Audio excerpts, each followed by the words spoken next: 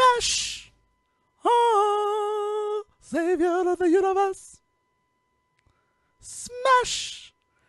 You're just gonna let me keep doing this, aren't you? I was waiting. I was waiting to see how long you were going to go with it. I would have probably said smash at least 17 more times. I was just about to jump in and join you. You don't even know. I don't. Are we doing this? Are we doing our week late exclusive? Our week late exclusive. I guess we should, but before that, hello, ladies and gentlemen, and welcome to the Say Report. Is this real life or is this just fantasy? I, Devon Decker, and my host companion Sejohn Sarowick intend to find out. Hey, everybody. Hey, everybody. I don't know why I mirrored you. It just sounded so cool. I've never wanted to be you, except for that last moment where you just said, "Hey, everybody," and I'm like, Thank you. I think I don't know where to. I don't know. I don't. That could be insulting because I'm saying I've never thought, man, it'd be cool to be Sejohn. Yes, let's break down how you just insulted me, please. Let's do this step by step. You're the one who said you didn't know. Yeah, I didn't really intend for you to keep diving into that knife, but thank you for just pushing on it a little bit harder. Hey, it's what I do. It's why you've never wanted to be me. That's not true. I wanted to be you last week when you got to play Smash. You wanted to be me 2 weeks ago when I got to play Smash. There it is. Yeah, so... Secrets. It's, secrets. I mean, I would have talked about it, but I don't know what happened. Last episode, I've listened to the episode from last week twice. And the reason is... All right, so Smash Brothers came out on last Friday, the 7th of December. Now Japan has officially attacked America twice on the 7th of December. Oh, God. That's... Shut it down. Shut it all down. That's it. No more Say Report. Every week I feel like we've hit it. We've hit the pinnacle and we can't go further. And then you do things and we keep going. Oh, well, it's just one of those things that I thought of. I said it because I was invited to a Smash Brothers party. And that's because I've made new friends. I've talked about the gang, right? And it's cool. It's cool making new friends as an adult. But it's even cooler making new friends who, share your interests to a way where, you get a call and you're like, hey, we're having a Smash Brothers party on the 7th of December. Hope you can be there. There's no friends like Smash friends. But the best friends are the friends who call you the Wednesday, so I guess it was the 29th of November. Mm-hmm. And say, hey, remember how we're having that Smash Brothers party next Friday? You want to come over and do it tonight? Now, Devon, something doesn't add up. No, it doesn't, because that game rolled out on December 7th, but somehow, and we can go into how if you really want to. I'm going to leave that choice to you. I'm a little iffy on it anyway. Yeah. They got access to the game on the 29th of November. I mean, I don't have too much details on it either, but essentially Street Day was broken in Japan digitally somehow, and the way the world works now, that means that it's available digitally everywhere, essentially. It used to be back in the days when you had regions and shit like that, where something coming out in Europe or coming out in Japan didn't necessarily mean that we would have access to it. Aquaman, I'm looking at you. But now here we are, right? We live in a world now where you can't hide that kind of shit on the internet, And sure enough, Smash came out in Japan early somehow by accident and fell into our laps here in America. I'm not familiar enough with the reasons start to get way too techie, to be entirely honest. It's this whole weird nonsense about codes and coding that I'm never gonna understand. Yeah, so it's codes and coding, and it does have to do with jailbreaking your Switch. Yeah. But the craziest thing about that is they did an update to the Switch 6.0.2 that was supposed to destroy all hacked Switches, which really felt like it was to prevent this very thing from happening. This exact kind of event, yes. And then it happened anyway. And I was so excited to play the game before anybody else. And I was so excited to come to the show and tell everybody, don't worry, it's good. And I'm someone who this Smash Brothers needed to impress. Yes, I was somebody who was hurt by Smash Brothers, Wii U, and 3DS to the point that I never bought them. Yeah. But this one, well, I still haven't technically bought it, but I'm pretty sure a certain female Say reporter has purchased it as a Christmas gift because she's been super cagey. The So greatest gift she could play is if there's no Smash Brothers under the well, and tree. well, and let's just say that like we know for sure that Zach has, right? Like, this is not the female say report we're talking about. Yes, yes. Zach has for sure bought it, and I'm sure that he's talked about it or will talk about it on Junior. I know this because he has already promised to bring it when he comes to visit for Christmas himself. So like it is in the water here at Say Report. But I just want to make sure that we are clearing your new friends of any of this too. It's not that they didn't purchase this game. Oh no, have purchased then we still had the party and purchased the game. Yeah, yeah, Like, yeah. Well, and that's one of the things that I think is really interesting about this whole, illegal download conversation. That anytime that anybody starts to talk about this, my favorite thing to bring up is, the people that tend to do a lot of illegal downloading are the exact same people that then turn around and buy the product. And there's actually tons of evidence out there proving that the kinds of people that participate in this activity, because this is a shady thing that we're talking about. Like we should, own up to that. and it's a shady thing that again we didn't have anything to do with, and I Well, still we don't didn't- we understand the didn't do it. science behind. Yeah. Like, But the exact kind of people that kind of dive into this kind of world and do this kind of shit, movies, music, video games, like it is proven time and time again that they are also the same exact people that are going out and purchasing the products later when the product proves to be worth it. You know what I mean? And for all intents and purposes, Smash seems to be worth it. Smash is worth it. Again, this is me saying it. We unlocked a slew of characters, including all of the new characters that first night that we played it. And then I walked in the door Friday. I brought Dunkaroo Dip, which... Very nice. The perfect thing when you're playing Well, Smash we're Brothers. playing Smash Brothers. I'm going to make this Dunkaroo Dip that I've seen on the internet. It was Mountain Dew gone. and Riot Punch. It was It was devoured. It's better than Riot Punch, right? Man, that's awesome. So Dunkaroo Dip, I walk in the door just as a match concludes, and I'm handed a controller immediately. It's like, Devon's here, he's in, he's playing. But the controller I was handed was the person who won the match. And the challenger came, and it was Bowser Jr., and I'm like, oh, do you want to fight this? And Justin, it was his house and his play. He's like, no, it's Duck Hunt. You got this. You can beat Bowser Jr. I walked off the edge and immediately died, like a second into it. And then that became the dragon that I had to chase all night, was Nice. unlocking Bowser Jr. Because even going in as like I think the problem is Bowser Jr. is not difficult. The level you fight him in is difficult because it's Delfino Plaza. And Okay. so it's like two platforms that fly to various locations from Super Mario Sunshine. And it's just, ugh. But I mean, And you're distracted by the amazing, memories you have of Super Mario Sunshine, and how can you possibly fight him, right? you Is laugh. that what you're saying? You laugh about that. But like the third time I was in there, we were having like a real deep conversation about Super Mario Sunshine. Yeah, And man. like the nostalgia definitely is what I'm going to blame for my distraction in that fight. For sure. And because it's cool, but he ended up being, we unlocked other characters in addition to him that night, but he ended up being the last one that we unlocked, and So that if was they like make a that- cool moment. Yeah, that's amazing. Yeah. That's awesome. If they make him, so if that's the stage for him, right? Essentially, do they make an alternate costume for him with the handkerchief with the mustache on it? Because that's one of the best looks for Bowser Jr. ever. No, because The the alternate reveal- costumes for Bowser Jr. are all of the other Kooparlings. But the reveal that what you've actually been seeing this whole time is just Bowser Jr. in a handkerchief with a mustache drawn on it with like lipstick for what it looks like is amazing. Yes, I will not disagree. It is an amazing moment. It is his That smash fucking game. move. No. His smash move, he pulls up the bandana, turns into, Shadow Mario, Shadow Mario, yeah, and yeah, yeah. paints a huge X across the screen that makes it difficult to see what you're doing. And then, in addition, eventually explodes, and anybody touching the X is just thrown off the screen. Oh, fantastic. So, yeah, we had fun. We had fun playing it, and I just have to say that it's worth it. Smash Brothers, everybody's playing it. The biggest complaint that I'm seeing from people is that there's too many characters to unlock. And the best thing they do, spoilers for Smash Brothers, but if you wanted to play it, you've probably played it, right? Right. It starts out, you only have the original 8 Smash Brothers characters available. Which is so good. Yeah. Such a smart move, like such a smart design choice to let you start out with the original. I mean, if this is going to be the ultimate version, right? Exactly. Just making it its own. No longer like Smash was always about like the nostalgia for the characters. Now we've hit a point where we can have nostalgia for Smash itself, right? And so like this is so good.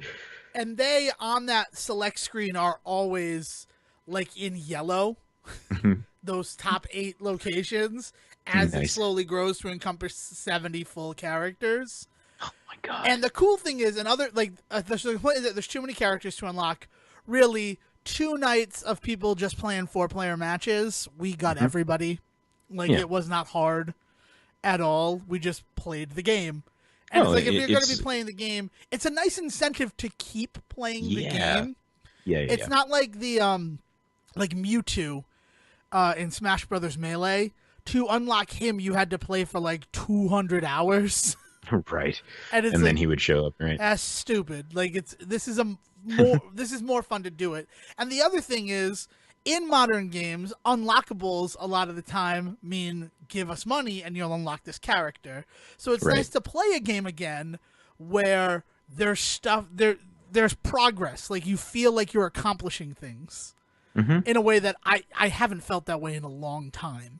Well, and that's what Nintendo does best is as much crap as people want to give them about how they don't tend to grow with the times. Well, part of it is because they've proven time and time again that they don't have to, you know? Yeah. Like so here they are doing this thing that was more in line with how games worked 15 years ago, but like they don't have to be anything different than that for us to love it. And like for good or for ill, like they've figured it out that they don't have to grow with the rest of the industry. They can just do their own thing and be fine.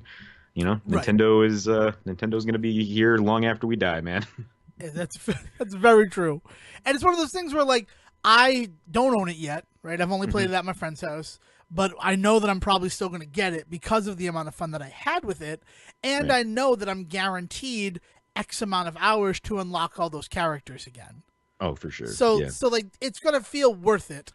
And the value of a video game is something that I have been examining a lot lately. And we can go into that. I just want to like put a little bow on the Smash Brothers thing. Is that Smash Brothers just a fun game, lots of fun. If you're on the fence, give it a try. I'm sure if you have a friend with a Switch, they probably already have it. If you're on the fence. Yeah. Or Like- if not, make them get it and then go play Or with if them. not, go to the internet, go to like Facebook. I have found so many Smash Brothers Ultimate tournaments this weekend, like while the game is still new. So you can probably go out and play it at someplace local to see if it is your cup of tea, if it is your style. Oh hell yeah, man! And Like Smash at bars is like a huge thing in the college scene, and I'm sure that this is fitting right into all of that. Right, as people have grown. So it's Yeah. it's nice. It's a nice experience all around. And I was not this person. I was not excited about Smash Brothers because I had fallen out of love with it because Brawl was just such a backbreaker that, But talking about the value of video games, a game came out this week in addition to Smash. It came out on the 4th of December called Monster Boy and the Cursed Kingdom. Oh yes. Yeah, This we've is- talked about this now. Now yeah. I know where you're going. I wasn't sure where this breadcrumb trail was leading, but now I got you. And Monster Boy and the Cursed Kingdom was the other game I played at PAX East. Like that's how I've always been telling people. All of the games I played at PAX East have come out except for the Shovel Knight expansion. Okay. And I don't know. I'm mad about that, but for different reasons. Well, because I remember like 2 years ago, and they're like, "Yeah, everything will be released by the end of 2017," and now we're not getting this one until 2019. And Yeah. in addition, it's like it's got like card playing, like triple triad type stuff, Yeah. and I'm nervous about that because that's not why I play Shovel Knight.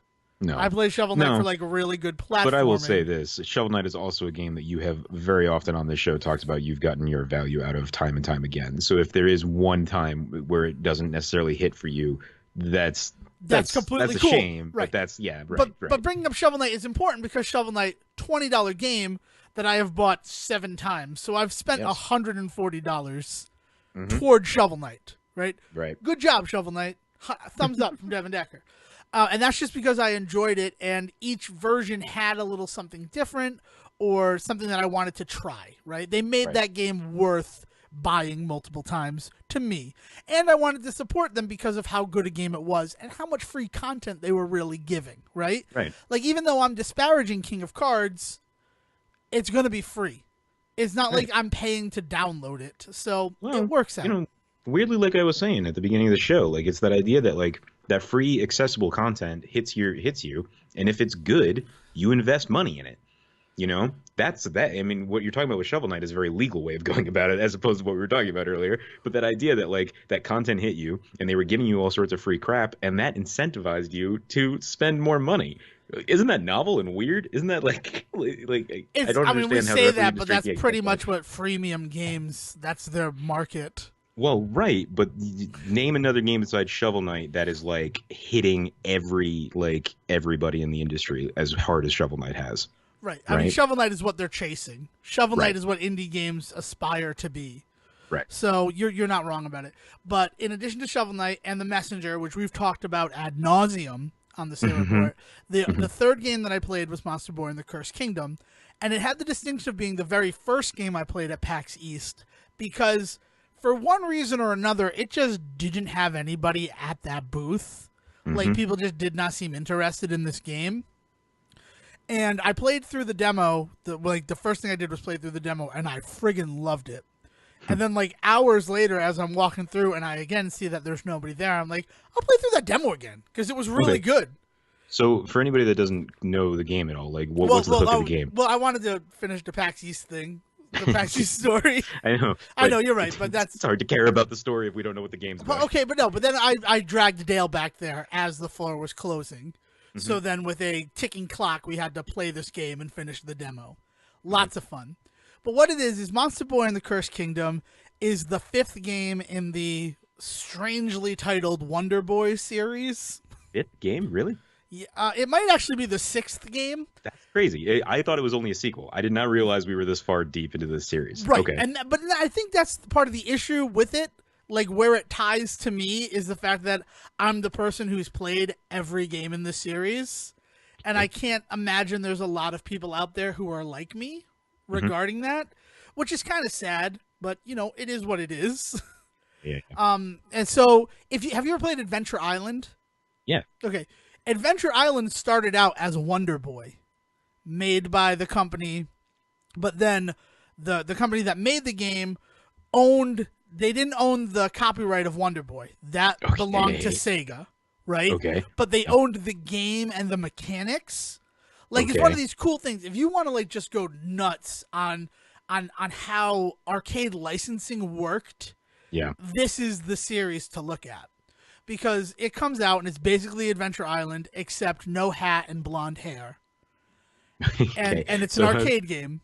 Yeah, so what is like the hook of the game? Like, what is the deal? Well, there's no friggin' hook to Wonder Boy. Right. Wonder Boy's awful. Like, you've played Adventure Island. Yeah, you just jump around and you jump on things' heads. You run right and you jump on things. You try not to jump on things' heads. Right. And that's it. You try to avoid stuff. The second game becomes more of a platformer adventure game where you're running around and you're trying to find upgrades to your armor, your shield, and your sword to make you a stronger person, to send out the evil dragon spirits that have attacked your world. Okay. The third game, the arcade third game, which is different from the console third game, which is different from the Sega Genesis third game. There's 3 third games in this series. Oh my god. See, this is why I thought it was Japanese, is because this is what you get a lot with imports. Is you get these really weird different versions of games in different styles, but also with arcades. You also get different versions too. Like that. So you have one version that is just like Wonder Boy 2, which is, I don't even know. It's Wonder Boy 2. It's just called Wonder Boy 2. So it's like Wonder Boy 2, except like this is where they give the character crazy colored hair and he goes through the world. But then you have the version which was also released in a weird remake this year called The Dragon's Trap, which is at the very end of Wonder Boy 2, the dragon that you fought cast a spell on you that turned you into a lizard, and you have to go through defeating his dark dragon generals to regain back your human form. And then the third game, right, because they're all like in a line, they're like a totem pole, is Wonder Boy in Monsterland. Right. where you are this blue guy and you basically go on a Zelda style adventure to save Monsterland. So it's this ridiculous. All of this ridiculousness happens, right? We're talking 5 games right now, which is why this is probably the 7th one. And then they released one. This one is Japanese only, called Monster World 4. Is the first one where the main protagonist is a female. Her name is Asha, and she has to go out and save her world from, a monster attack, and she needs to collect. This is the most video game thing I've ever heard. Like this whole thing of this whole world. It's like if you talked about this crap with Mario and explained the difference between like Mario, Super Mario Brothers, Mario, Super Mario World, and then Mario Odyssey, and you know what I mean? Like nobody would blink an eye because they've seen Mario and they've been with Mario the whole time, and they get that it's changed over time. But this is a series that, as far as I can tell, I don't know a soul that's played it besides you, man. And that's such a crazy thing to me. Like, because there have to be other people out there, right? Oh, like, I mean, for them to go this deep, of course. Sony did not buy Monster World 4 and give it a American translation, because it never had an American translation before, just for Devon Decker. Right. Like right. that's not. It'd be cool, right? Like it would support some theories that I have about myself And about Sony. yeah, right. But and the cool thing about this is you look at like the Legend of Zelda games, and this sort of like the closest thing in video games that I could compare this to in a lot of ways. But every one of those games, you are very clearly Link. Your name is Link. Right. In all of these games, it is very clearly the same world, but you are a different hero. Be it through time or like, and that is what makes this series special to me. Yeah. And the cool thing is that Asha in Monster World 4, she has a little pet called a Pelagoo. And the whole point of that game is like, as you defeat things, it gets larger. And as it gets larger, it gives you other powers that you can use. Nice. He shows up in this game as like, he's his young form again, but he is looking for the green-haired girl, which is Asha. And he gives you like all of your weird little upgrades throughout the game. So like people are not it's like this like really like specific thing from Monster World 4, which I can't imagine a lot of people have played. And it's like, who is this for? Who is this game for? Yeah. And that I answered my own question about PAX East, why there was nobody there. Yeah. So now this last one, it sort of takes everything from all the games and mashes it together. Like in a lot of ways. Like you have the spear that you can spin, which is specifically from Wonder Boy and Monsterland. You have the transformations from Dragon's Trap. It's great, and I've enjoyed every moment of it, except for when I saw the price on Tuesday. And that is, it was a $40 game. And I'm like, oh, this is going to be the most I've ever paid for a Wonder Boy game. Right. Because a lot of them I got, emulation reduxes or sales. And so I'm like, that's a lot of money. And I look at all these other games that are like indie games that like also, like they're not the 7th in the series, but they're still like kind of coming from nowhere. Right, which is what right. this game felt like. And I'm like, Messenger was $20. Cuphead was $20. And I bring up Cuphead because this game is all hand-drawn animation as well. Yeah, one of the big hooks for it, at least in the advertising that I've seen for it, is the idea that it is very much in that like American anime style and like hand-drawn like beauty to it. And it looks great. It does look great in all of the advertising. And it is. And it is great. And I've enjoyed every minute. But I was like, when I saw that it was $40, I'm like, that's a lot of money for what I was only thought was a digital game, and that. I have been playing it since Tuesday. I am almost done with my 100% run, and I started on streaming just like a casual get to the end run. Yeah. That in 2 hours I got as far as it took me to get in 2 days, which makes me happy. I'm not gonna lie. And I feel that I have already gotten more than $40 worth of game. Yeah. And that's an important thing in this. Yeah. In a lot of ways. Because, like, I've been thinking about Mega Man 11, which was also a $40 game. Right. And I don't feel like I ever got $40 worth out of Mega Man 11. Yeah. And Well, that's I like a mean, big Publisher, Capcom. I'm sorry to keep cutting you off. It's just, no, no, no, no, yeah, no. it's just one of those things where, like, because I played through Mega Man 9 again for the second hmm time. I had never beaten hmm Mega Man 9 outside of that first time that I beat it. I'm in love with Mega Man 9 again. I'm probably going to beat it again on Friday as Proto Man. Like, that's That's my awesome. plan. But it made me think about, like, the value of it. And, like, Mega Man 9, when it came out, that was like a $20 game, right? Because what was the thing for it? And I'm just thinking about value for these games, and, like, yeah, $40 more than enough for Monster Right. Boy and the Cursed Kingdom, right? Yeah, Like, on yeah, some level, I feel like I underpaid because yeah. I've paid $60 games and not gotten the same amount of enjoyment. Well, this is cool because I know that when we first talked about it, you were actually kind of worried because you were like $40. I don't know if this is a $40 game or not, and I'm glad to hear that you feel like you've actually got $40 out of it.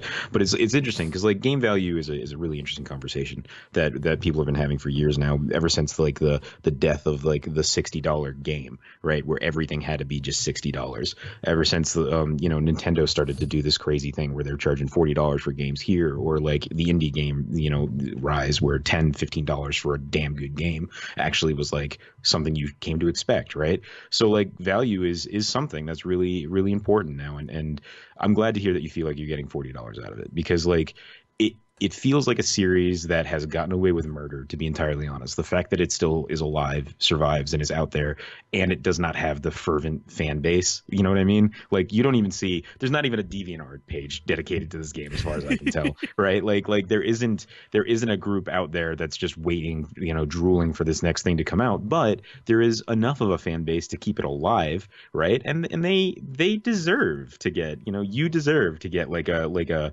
hefty, good game that takes all of this stuff and finally kind of what it sounds like solidifies a lot of the stuff that it's been trying to do.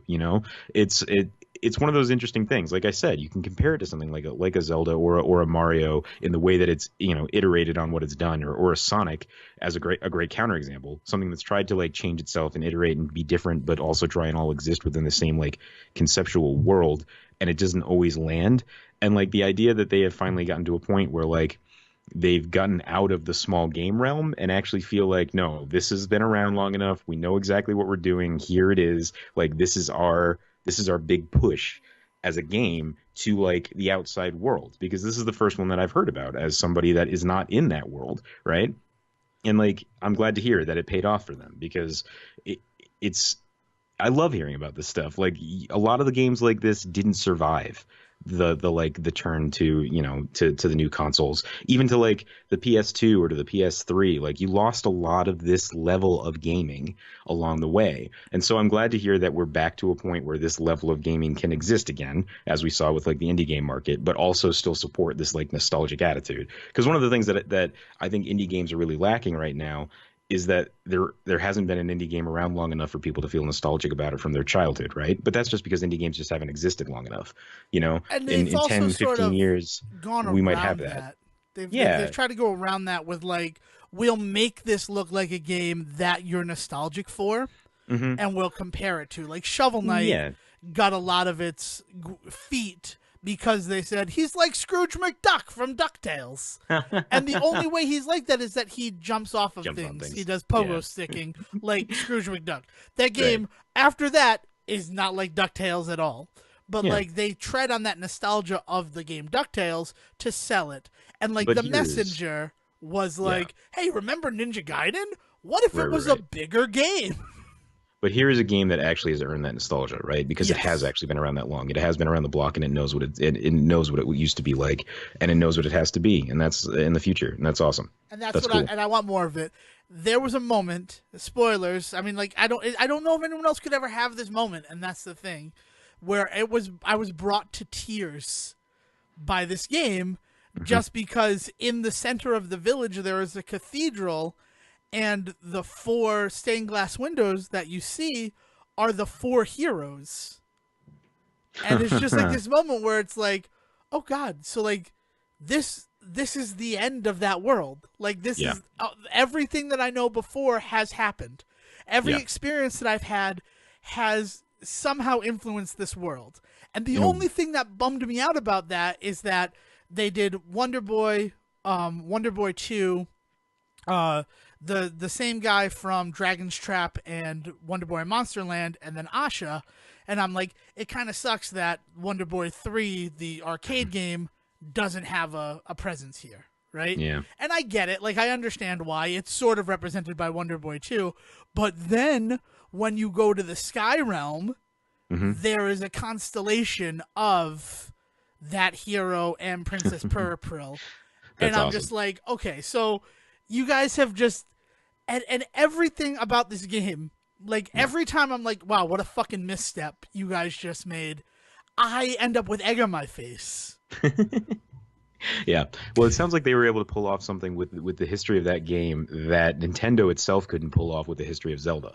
You know, it's interesting that you compared him to Link and the fact that it is all these different heroes and stuff earlier, because Nintendo kind of wrote themselves into a corner with the idea that Link is the hero and all of these things. Because once people started to unfairly, I think, press Nintendo to make it all one long story, Nintendo has now been tripping over itself to try and talk about the quote unquote Zelda timeline, right?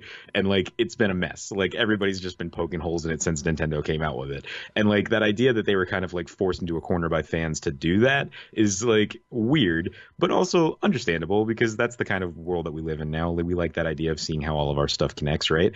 But it sounds like this game, you know, this little game out of nowhere was able to do that for, at least for you. And that's awesome to me, that like, at least for one fan out there, like they were able to pull off this epic like tie-in in a way that, like I said, Nintendo itself couldn't even do with Zelda and Link and all that. Yeah. I mean, the best part in the whole Zelda series for me is in Wind Waker, when they're like, yeah, as like our bar mitzvah, every boy puts on these clothes because one of you is bound to be a fucking hero. You should be dressed for the occasion. Yeah, we dress all of our sons as heroes just on the off chance that one of them becomes the hero of time. Yeah, and I'm just like, this is cool. Like, it's the first time that I felt the way I feel about Monster Boy right now playing the Zelda games. But at the same time, I mean, like you said, people are poking holes in the continuity of their timeline that they brought together. That's because Link to the Past Link is very obviously supposed to be at least 3 other games Link. Right. Like, based on just everything that happens to him and what you see in the games. Right. And they're like, no, that's when he lost. So, like, no, that can't be. And I'm like, no, what? No. Well, right. That's why you end up in the Zelda timeline with weird like branches and like, oh, this ends up being this branching off, and this is a parallel timeline to this one, and that's what I mean. Is like Nintendo's hand is kind of get forced by fans in a weird way to like tell this story in a way that it was never intended to be told, you know. And like, we've had this discussion before about when people try to like retcon like stories together really quick, and like, and how that all kind of falls apart, and you can feel that, right? And it's cool that you have found an instance in which that works for you. That's awesome. And the way it is, if anyone else is trying to retcon stories together, simple as fucking possible is how you do it. Yeah. All I needed was stained glass pictures of who these people call their saints, and I'm like, yep, that's it. I'm okay. I get it. I know that all of that came before. Well, it's the great art let of me fill in the fucking thing. Exactly. It's the great art of letting the audience do the work for you, right? Like letting the audience fill in the blanks. Exactly. Like that's fucking perfect. You know, it's funny that you mentioned this, Devon. Ooh, is it funny that I mention it, Sejohn? Well, the idea of like retconning and like putting together new origins and all of this shit, because I've been experiencing a little bit of the same thing, but in a completely different realm. I mentioned last week that I started watching some of the Amazon series Jack Ryan. Yes. And it's been a trip, man. I have not finished it yet. I'm about halfway through. The Amazon series is only an 8-episode like arc. It's been fucking wild to like dive back into like Tom Clancy's world and Jack Ryan specifically, because I know we've talked before about like book series that we've grown up with and like love, right? But one of the ones that I don't think that I've ever gotten too deep in with you guys is Jack Ryan and Tom Clancy. I have a really weird love of Tom Clancy, and like man do I miss him, because I think the stuff that he was doing back in the 90s and in the 2000s of like the like. He was for all intents and purposes he was the guy that wrote James Bond there, Ian Fleming. Ian Fleming, like he was the American Ian Fleming, right? Like that is who he was. Ian Fleming was a spy in the British Army, and like when he wrote James Bond, he was writing from experience, and like not necessarily that he lived those stories, but like it was clearly studied in a way, right? Like things that happened in those books were oddly kind of actually real, right? Like to fantastic proportions, obviously, right? But like there were things in there that were grounded in a reality that made it kind of awesome and cool, right? And the same goes for like Tom Clancy and all of the writing that he was doing. Is he had a little bit of a weird history with the government and all that stuff too. And so when he was writing, it was all super informed, right? And that's the perfect word for it. His writing was just so informed. So it's what makes some of his books honestly terrifying. My dad to this day refuses to reread Some of All Fears. He read it once in his life and he's like, it's the scariest book I've ever read because it's way too fucking real.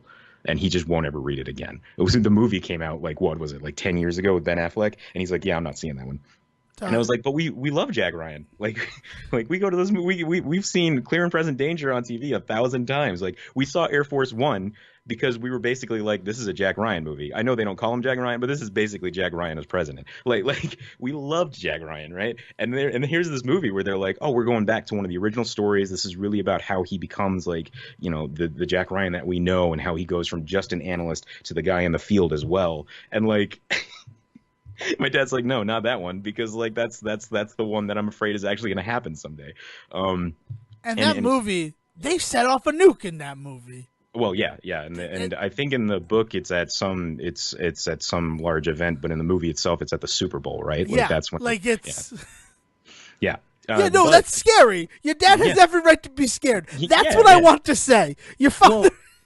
Well, but that's the thing about all the you know, you watch any of these Jack Ryan movies, right? Like take the books out of it and just go right to the films, the Harrison Ford stuff, or Hunt for Red October, where Alec Baldwin plays him, and there's again a grounded reality, an informed sense behind the way that they work that is eerie in a lot of ways, right? Like if you told me Hunt for Red October was a docudrama, like I'd buy that you know, and there's and so there's a lot of is one that has stuck with me. Yeah.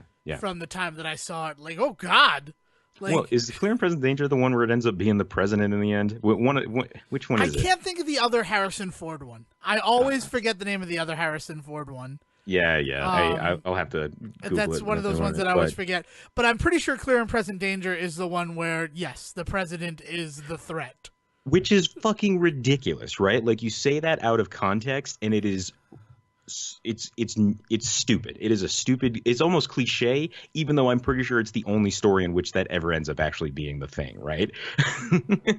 It is so fucking ridiculous. But again, the way that Clancy writes that story and the way that character comes across and the way that all the information comes across, there is a clear moment where you're actually like, oh no, the president's out of his mind. And then I say that as somebody living in 2018, and I'll just leave that comment where it is, right?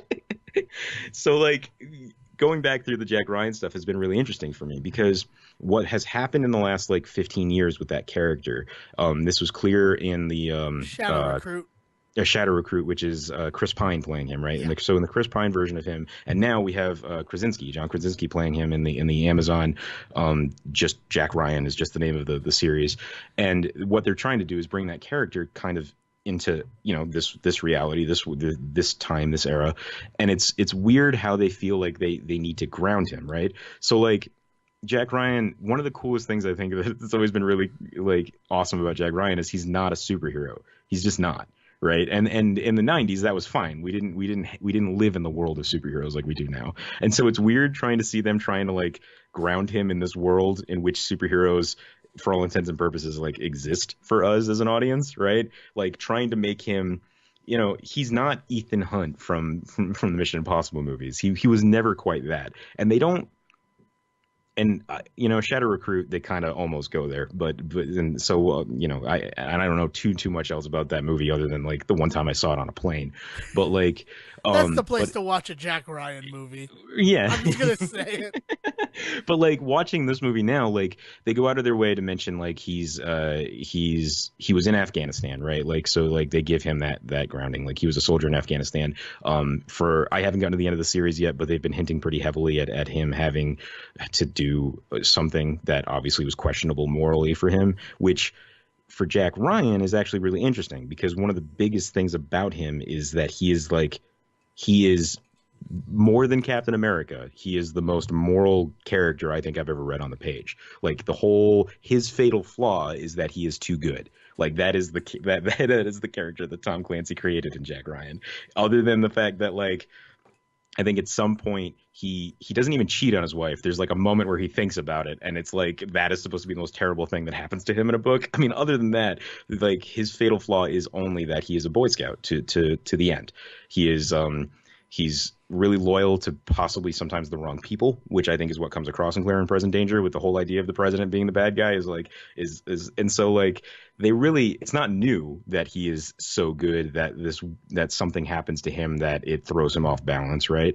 But in what they're doing now in the Amazon series is really interesting because like they're gonna start like taking him to task for that in a weird way that I don't think would have worked in the 90s, right? Like the idea of a guy being too good wouldn't make him a bad guy back then, but it kind of weirdly, I don't know, like it does now. Maybe we've gotten more cynical. I don't know, but like we live in a world in which Jack Ryan can't possibly exist, and like the story is very much leaning into that, and that's really really cool, right? So they're like the idea of trying to tie together like the Jack Ryan that we knew and like the Jack Ryan that we kind of have to kind of get used to now because of where the world is going. Like they're doing a really good job of marrying those two worlds for me in a way that I don't think Shadow Recruit did, which is why I'm not like I didn't lose my shit over that movie. Like I kind of feel like I'm about to over the series, you know. It's also doing a lot of like really cliche Tom Clancy things. He has an aging mentor that he is really looking up to that I'm sure at some point will like either die or will turn out to be or betray him, right? Well, right. In Some of All Fears, it's Morgan Freeman who ends up dying in the nuclear blast, and in Shadow Recruit, it's Kevin Costner who ends up betraying him, right? Yeah. Or is it? Yeah, yeah.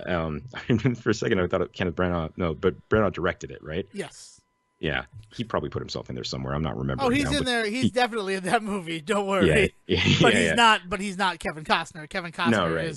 is the mentor to Jack Ryan. Right.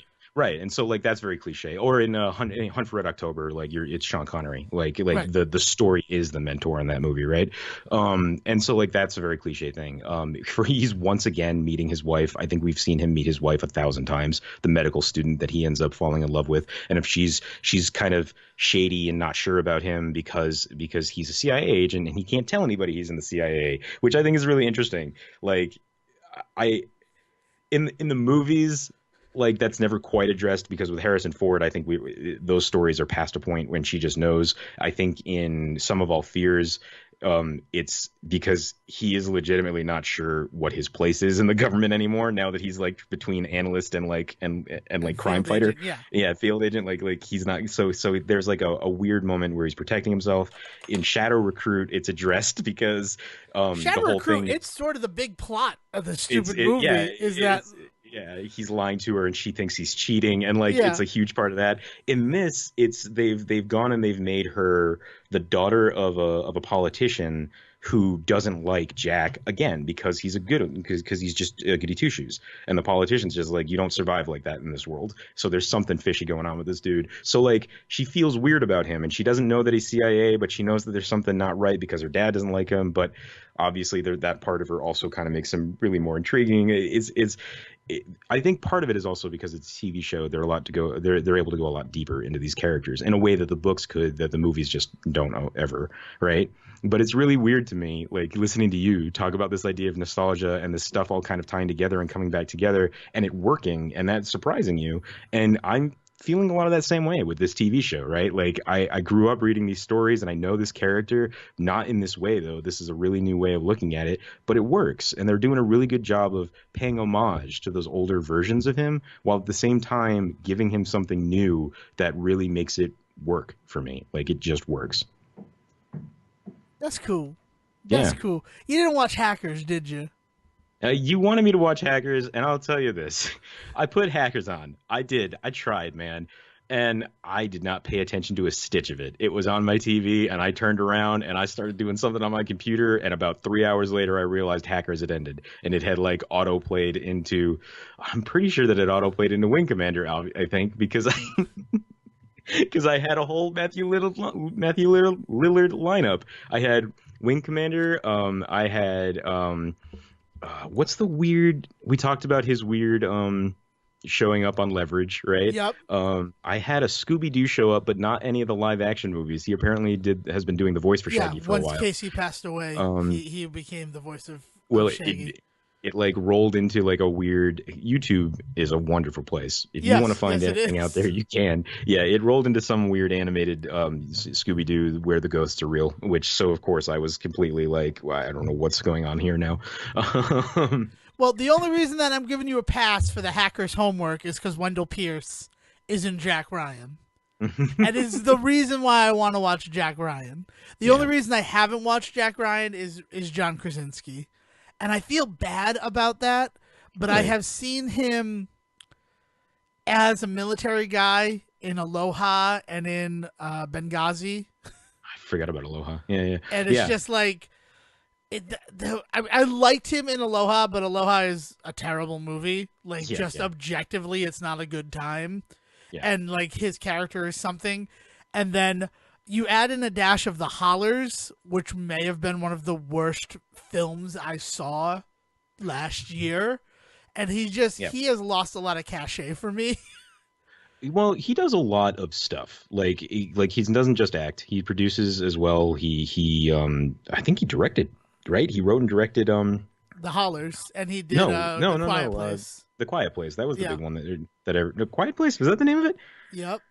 Okay. A With Quiet Place. the Yep. scary With his movie, right? wife Yeah. Emily Blunt and Right, him, and you well, can't talk. and the sign and the deaf girl there that was like fucking amazing. So like I think A Quiet Place is like a really good example of him really doing well. I just think that he's the kind of guy that has so many irons in the fire, and not all of them are as hot as they need to be.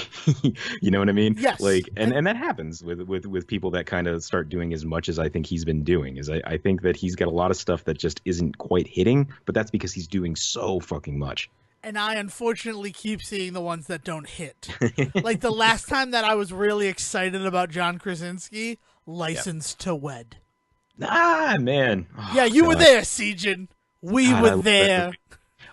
But like you should give Jack Ryan a watch. At least watch the first episode. Honestly, I think it's episode 3, is a really good one, and he's not even a major player in that episode. It's a really, really awesome story, dual story about a woman trying to escape from a Middle Eastern country with her children, lined up against a drone pilot who's trying to like deal with like the realities of his job, and like the dual story there is really good, and then thrown into that is a lot of the like Jack Ryan just being just fucking awesome.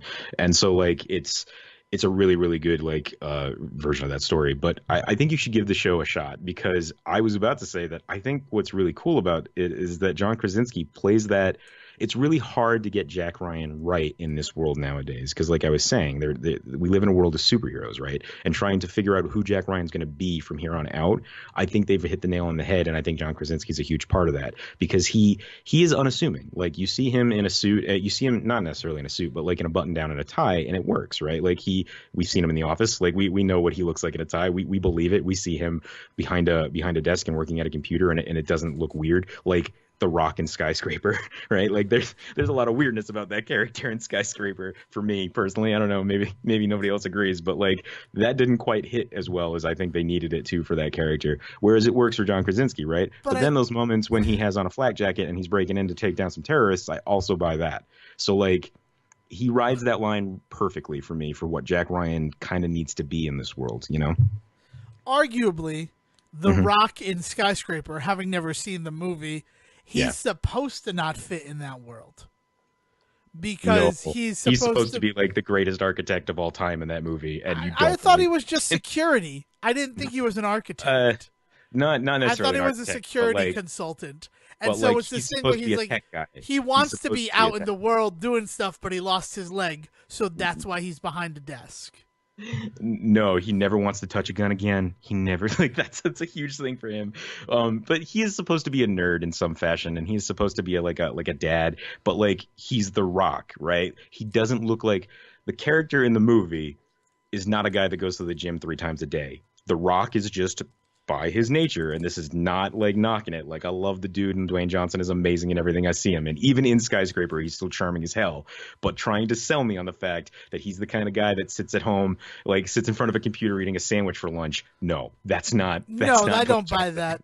right? I buy him in Ballers because Yes, he's a baller, yes, right. and that's also him in a shirt and a tie.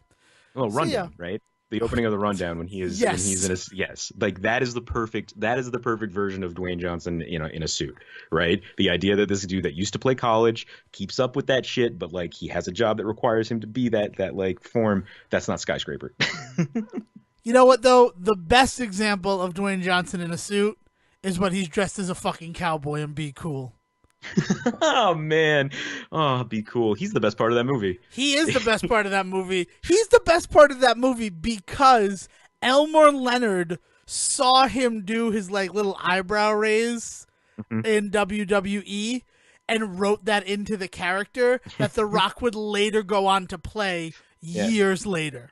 Yeah. Like it's so like that's like one of my favorite like serendipitous things of Hollywood. Yeah. Is that like they put him in that role and then they're like, this is the guy who's going to be playing that character, and Elmore Leonard's like, oh, you know, I based the character on him. Yeah, I Did mean, you it's know like that? Samuel L. Like- Jackson playing Fury. Like it's just so perfect. He's so good in that movie, and it's such a shame the rest of that movie doesn't work. None of that movie works outside. You know who worked in that movie? Cedric the Entertainer and Andre Benjamin as the like rich guys who still have to look like they have gang affiliations. Right. They nail that. Yeah. You know what else I saw? And I'm going to talk about it. Like we might go a little long. I saw the fucking Punisher. Which The one? Thomas Jane 2004 Punisher. Yeah, man. I had never seen it before. Oh, really? So like, and I don't know why, but my Seen parents, Warzone? I have not seen Warzone, and it's on Netflix, and I intend to watch it. Okay. So nothing more. But my parents were away on vacation with a couple of friends. I don't know how to call him. Like I always call him my uncle to other people, but he's not actually my uncle. He's not my blood uncle. He's just my I feel like mother's that's a Rhode best Island friend. thing. Yeah. I feel like that's a total Rhode Island thing because I talk about like uncles and cousins and aunts, and people are like, but they're not like blood, right? And I'm like, no, but they are. Like, Yeah, like it's like Dave and Ron, they're two great guys, and they travel with Yeah. my parents. And while they were talking one night at the bar, they're like, "The Punisher, that's a good movie, Dennis. You should see The Punisher." So the next time that he's on the phone with me, because I don't know, they could call me from wherever they were. They're like, he's like, "The Punisher, you familiar with that?" And I'm like, "Thomas Jane, 2004, John Travolta." And he's like, "Hold on, is this the movie?" And they're like, "Yes, that's the movie, Dennis." He's like, "We're watching it as soon as I get home." And I'm Nice. like, "Okay, Dad. I don't own this movie. I don't know where we're watching it."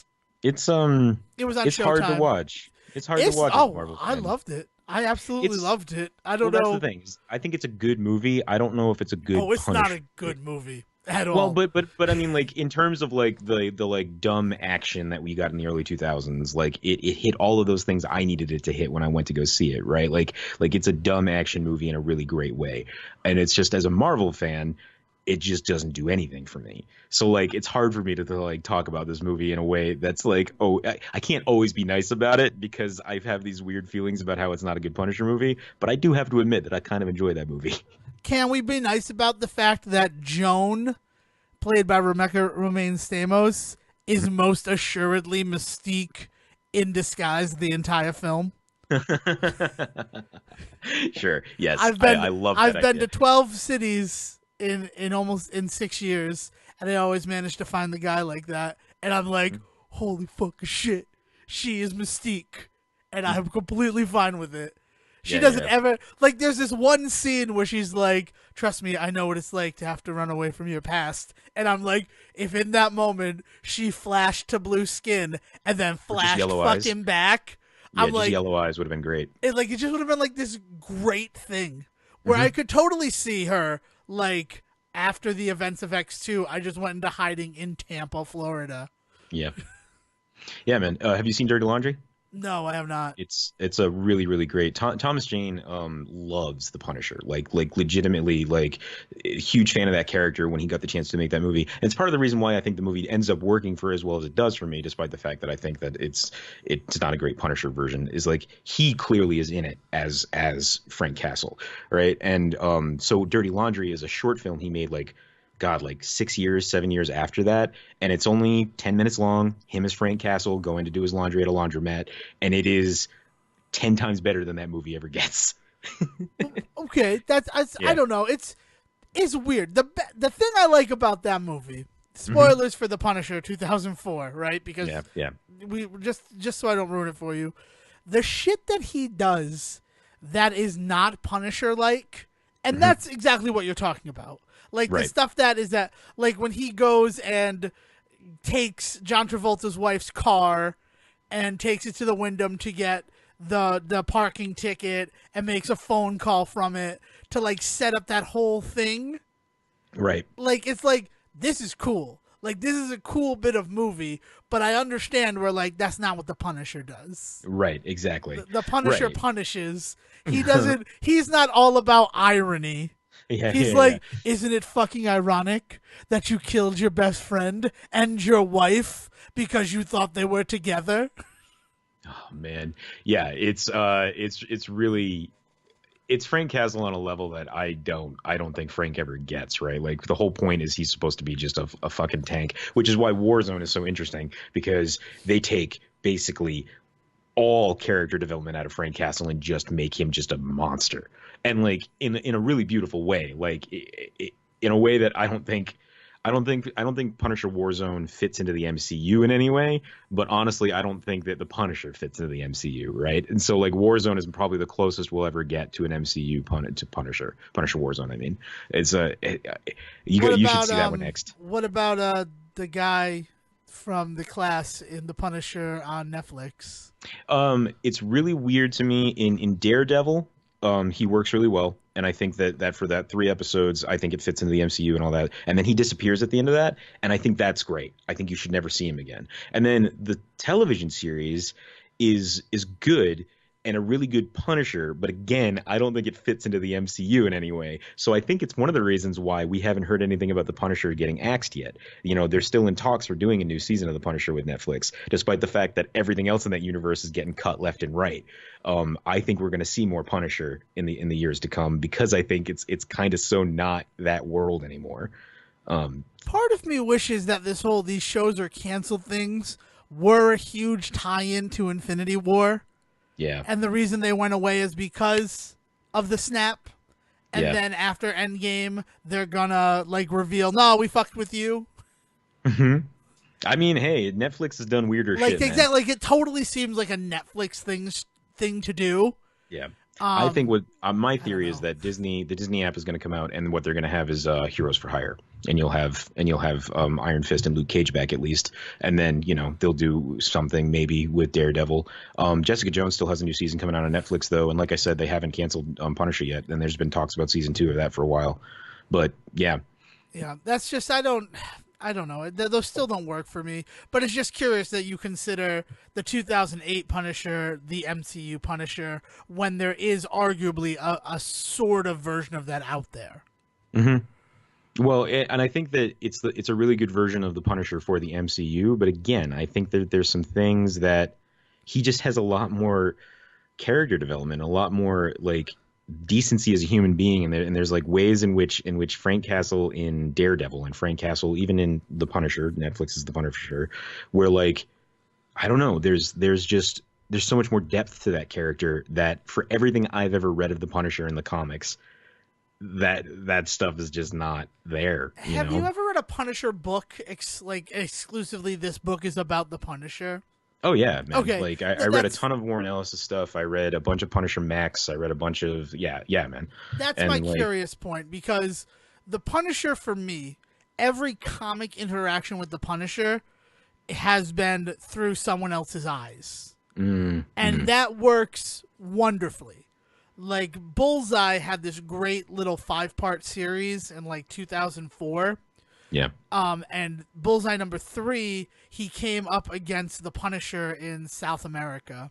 and it is this amazing fight because that's two people who like I don't know if they had ever been together before, but it's two people that it like sort of makes sense to have them fight like more than Bullseye and Daredevil in a way. Well, like yeah, I get what you're saying. and Yeah, I it's mean, like the two of them are no holds barred, and like in a world, in an area of the world in which they can be no holds barred, right? Like right. putting them distinctly not in North America makes it possible for them to be their worst. And Yeah. there's two moments in it that have stuck with me like in the realms of comics, and that is when Frank Castle throws a grenade at him and Bullseye throws his toothpick back into the pinhole. And it like throws Castle for such a loop because like no, that's not what happens. You get punished. Yeah, You don't stop your punishment. yeah. I think Punisher is at his best when he shows up as a supporting character. In terms of considering him in the larger Marvel universe, I think there are plenty of great Punisher stories on his lonesome. And I think that's where the TV show, the Netflix show, does really well, right? Like it's just Frank on his own as Frank, and that's really great. And that's where Punisher Warzone works really well. Is like Frank kind of on his own, but it's a hard character to nail, plain and simple. And so that's why I think it's really hard to talk about the Thomas Jane one, is because there is so much goofy shit in that movie that I love, but also like that I movie don't is care so for Travolta in that movie. slapsticky. You don't care for Travolta in that movie? I don't care for Travolta in that movie. He's Like so I don't. He's It's not. so good. He doesn't piss me off. It's not like I like hate him in that movie. It just doesn't do anything for me. The thing that pisses me off in that movie is Where's Waldo? Is it Lundgren? No, like the Lundgren lookalike there. The Russian? Yeah. Like that guy pisses me off. Like that character is just like comic booky to a point where I just can't take it. That whole movie though, like every time like stuff that is like it's like, oh, Wilhelm screed or boing, and it's like this is real slapsticky, and I kind of get why it's slapsticky because I feel like it makes the gruesome stuff that he's doing easier to swallow as an audience member. Sure. But that's the thing. My favorite. I think they thought it did, but I don't think it actually does. No, it doesn't. It detracts from it. Like he should be grim, and that's fine. But there's a moment where he's like, yeah, he runs this club, and it's just like topless ladies serving drinks, and I'm like, why is that in there? Like it happens for literally like 50 seconds. There's a topless lady serving drinks, and I'm like, oh, that surprised me more than any of the violence in this picture. Yeah. But just to like talk, the last thing is that fight against Frank Castle is the first time Bullseye put the bullseye on his forehead. Nice. And I don't know if that's still like canonical, and actually it's probably not, because at the end of that whole Bullseye like story, the thing is he's like, yeah, no, I lied about everything. Yeah, right. He's like, I just needed to keep talking until you gave me the information I needed. So it's one of these things where it's like, well, then what did you say that's true, and what did you say that's not true? Right. But to imagine that a fight against Frank Castle is the first time Bullseye was like, here's where you want to hit. Yeah, fuck. Yeah. So yeah, this was fun. Thank you. I don't know why I say that in these shows. Like we do it weekly in that, and actually we have sort of a big thing coming up, right? Is that do we tease it, or like do we just let it happen organically? Like, well, I think anybody that's following along kind of knows what's coming, right? Like anybody that's looking at the episode numbers sees what's in the future, right? I mean, here we go, episode 100, man. Episode 100 next week, and we got surprises for you that I think you're going to enjoy. Yeah, we actually planned some things. Shit, yeah, man. Did we plan things? Well, I've got a couple of things that and we have guests, and we have we're doing it. We're doing it right. Yeah, it should be a fun time. So, 100 Say reports, exhausting just to think about. But until then, know that it's our 100th episode. So we would love to hear from you, your Say report thoughts and memories. Like I'll share them. I don't know if Sejohn's okay with that, but I have no problem sharing them. So you can send them to us at thesayreport@gmail.com, or you can get us on Twitter at thesayreport. Or if you want to yell at me specifically, if you want to keep it a secret from Sejohn, you just at me at Devon D. Decker on Twitter. And if you have any ways in which I can fuck with Devon for our 100th episode, don't be afraid to hit me up at Siege versus the World.